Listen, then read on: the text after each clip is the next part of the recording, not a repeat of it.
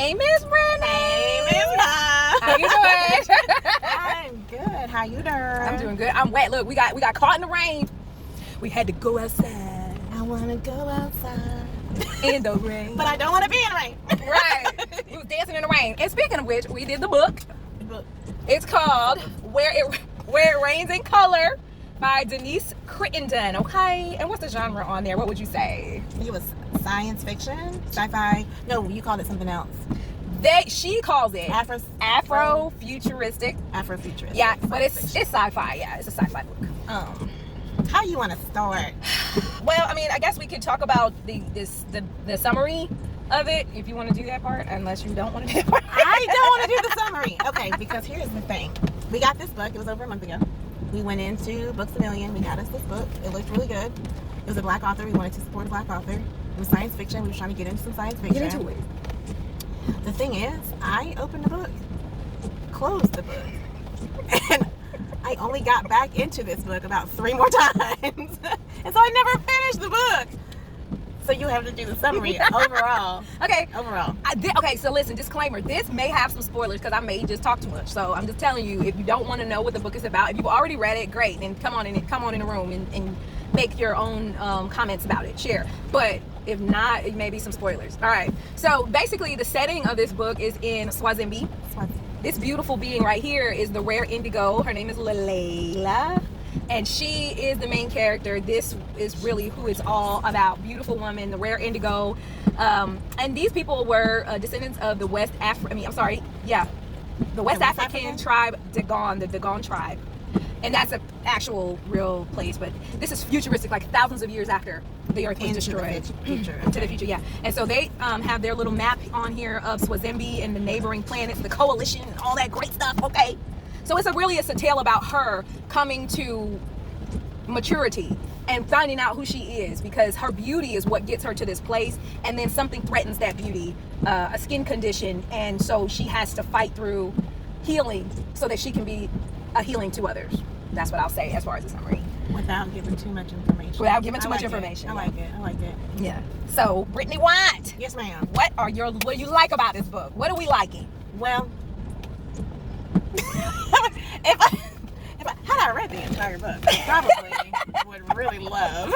Let me tell you, because I can only be as real as we can only work in authenticity. Correct. So Correct. my friend Naj gave us she gave me a rundown of the rest of what I had not read, and I come to the conclusion that I love the storyline base. Like, I love the point. I love Lelea's journey. And that it's basically like, it's an evolution that's happening within her, right? So she goes from being very, is it prideful? It's not prideful. It's like Kind of selfish and self-centered, Yeah. selfish, self-centered, and then she kind of evolves as a human, like in her integrity and the things that matter to her. I love that part of the story. And then we can talk about the author's story too later. Yeah, we can. I would say I agree. I'm sorry, were you done? Yeah, I'm done. Okay. Yes, the character arc of Leilani was beautiful, and this woman is excellent at describing things. Like, she draws you in with her imagery, all of the descriptions of this place and how majestic it is, how wonderful it is. What I loved about it is, like, it flipped our culture upside down, because in our culture, the whiter you are, the better you are. Yes. The more European features you have, the more value you have. Whereas this is the complete opposite. The rare indigo is the most beautiful woman in the galaxy, and she is the darkest. This Swazimbian nation, these planets of people are African black people. There are other planets with other colors, but they are the prize. They are the folks. It's a lot of black girl magic, and I love that for us. Yeah. I love feeling centered. Even though I'm not a dark-skinned woman, I just feel that for my dark-skinned sisters. And so, along with the character arc of Lelea, I'm calling her the wrong name. Lelea! I think I called her Leilani too. Yeah, but Lelea. yeah. I like that part. So let's talk about this. Oh, sorry, we can say something? No, I was going to ask you, so you're saying it was very descriptive. It's like you could visualize every planet, like every community. Just Swazimbi, really. Okay. And a couple of places that they visited. The ones that she honed in on, the asteroid, just being able to, you could like almost tangibly imagine being in that place, in Swazimbi, in her room, on the asteroid. Okay. It was very vivid and descriptive. Her usage of words speaks to the fact that she's not a new author by a long shot.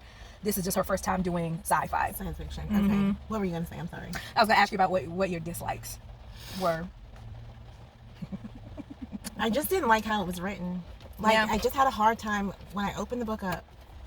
I had a hard time. I had a hard time getting into the scene of the book and staying there. So I just had a hard time following it along. I don't know. I got about a chapter into it and was like, I just don't like how this is written, and it was hard for me to keep up and stay engaged. And so I gave up early on, and I let my friend know. She was very accountable, and I love her accountability and her honesty, because she's gonna be like, girl, no. I said, I'll try. I mean, I'll try. And so for me, I can totally agree. I feel as though this is a 404-page book. I feel like this book could have probably been a fourth of this length, because you kind of get carried away. So much imagery and description. And a lot of dialogue. Okay. That and the cast, the characters, it was so many characters. I was telling Brittany, I feel like this could have been 4 or 5 books easy in a series, as opposed to, because I would have loved to have known why, because there was a planet that went missing. Why did they want that planet? What was so intriguing about that planet? Oh, and she never went into detail. She never went into detail. Okay. There were children that she talked about that were captives. She never talked about what happened to those children. Okay. She also talked about some things that kind of just left you like, huh? It was a lot of gaps. Again, I'm trying not to spoil. Not to say too much. Yeah, it was hard to understand the plot. And this book is broken down into 3 different parts, Right. which, it was just too much information. Okay. It was too much. It ended up being too much. Yeah, for this one story, for it being about, because I wanted to know more about the coalition. What does the coalition do? Who selects who's a part of the coalition? Are there more people who want to be a part of this coalition? How do you become a part of the coalition? Yeah. How do you become a part? We don't know. Okay. Right. We don't know. I mean, if I'm interested in being a part of the coalition, what do I got to do? And it just, Did the book talk about what the coalition did? not really what they did know. It's like you just see them Okay. together, and then there are people who are not a part of it. There are people that are banned from it. Why are you banned from the coalition? Okay. Yeah. So yeah, it definitely sounds like it could have been broken down into several smaller books. Yeah, I would have loved to have a book simply about Toph, simply about Clavin rather, and the Clavs. I would have loved to know about that, because the Clavs and Clavins were the enemies of Swazimbi. I would like to know about them and their backstory. So you win some, you lose some. It just, to me, I feel like the book was way too long for just to tell about her story. Right. I feel like we could have shaved down half of the characters and less imagery for more substance. Substance, a little more depth. Yeah. I want to know about Otto, like what happened with Otto after, I just want to know about the main characters. More about Zizi. She could have did a whole book about Zizi. So there's not a lot of information on the main characters themselves. No, I But mean, there's a lot of introduction of new character. Correct. Character. Still not a lot of backstory on them. no, Gotcha. nope. How did the rest of the people get on the asteroid? Yeah. How did they get it's like, how did they select who was going to be there? Like, I think that's important. How do you get picked to get sick and come on the asteroid? What do you got to do? Everybody is important? I don't know. Okay. They don't answer the question. Okay. I'm kind of wishing I would have just pushed through it now, so that I could Add add to more your, and sure. and understand what you're saying. Yeah. So now I can say I regret not go ahead and pushing through the book. Anyway, But we can revisit it if you want. Like, we could do another later review in the summertime or something. maybe in the future you'll hear back from me. Maybe we'll try it again. That'll be fine. When I just exercise a different level of self-discipline. I'm just not This like, is I don't want to do it. This is definitely one you have to take your time with, because it will lose. You And get lost. I got lost. Yeah, and I It just will, yeah. closed my book because I'm like, what? Because Yeah. I knew within the first chapter I was like, I'm not following what's happening Yeah. here. I'm not following it. Yep. Because it's a lot of like, I don't understand what's she doing, what's happening. Yeah, and then you find out at the end what happened. It's like Yeah. it's subplots inside the main plot, and those subplots don't make sense. I don't know. To me, it didn't. And I thought, there were points in the book where I was like, maybe this is just be over my head. Maybe I'm just not smart enough to comprehend what she's trying to say. No, I think it just was a lot of words. Yeah. It just was a lot of words. She's laughing at me. Respect to the Yeah. author, because again, was about to yeah. just- So yeah, if you, because like I said, definitely, I respect this woman, this author. If you want to talk, okay, we're back. Okay. My bad. Because you gave me some really good insight on the author because you did some digging. I did. And I was going to just ask you to share that with Sure, them because sure. I only remember her age and how long it took her to write the book. Yeah. So, okay. So, Denise Crittenden is actually a nonfiction writer and journalist. She has done a lot of other works before. So this is definitely not her first book.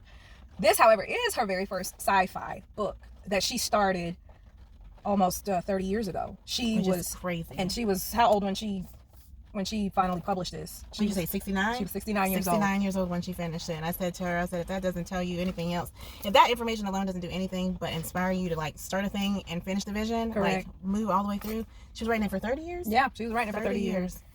Yeah. Before Wakanda. Before Black Panther. Yep. Yeah. And so you would think that because that came out, that could have been a deterrent to her putting it out there, you know, because it could have been like, well, geez, you know, they're going to think I copied, knowing, which she knows the truth that, you know, she didn't copy. No, she started it a long time ago. Several decades ago, like, because that would have been what, the 90s?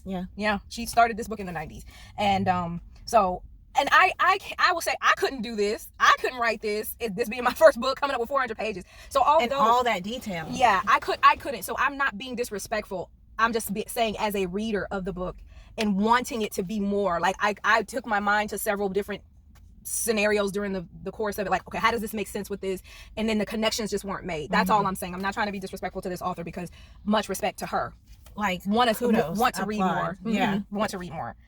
So what would you say your overall evaluation of this book would be, just based off what you know, and recommendation? Overall recommendation, evaluation, I would still say give it a shot, honestly, because look at me, I've even convinced my own self to just give it a shot. My evaluation is just that it was a lot of words, too many words to keep me.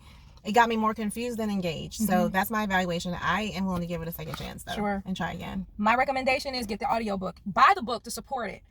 And then also just get an audiobook, because that helped me. I did a couple of chapters driving back and forth to work. To me, I mean, it's still like I had squirrel moments where I trailed off in thought just because it was so much going on. So yeah, but again, respect to this. This is such Black girl magic. It's all up and through here. I love it. Period. Denise, you have a vision. Like, you have a vision. The execution was, I mean, for a first time fantasy science fiction writer, period. Much respect to you, ma'am. All right. So the next book we're going to read is The Let Them Theory by Mel Robbins. We're going to ground ourselves a little bit more, come out of the science fiction air, come back down to the ground into real life. Yeah. And see how we can just let them. Let them. Bye, y'all.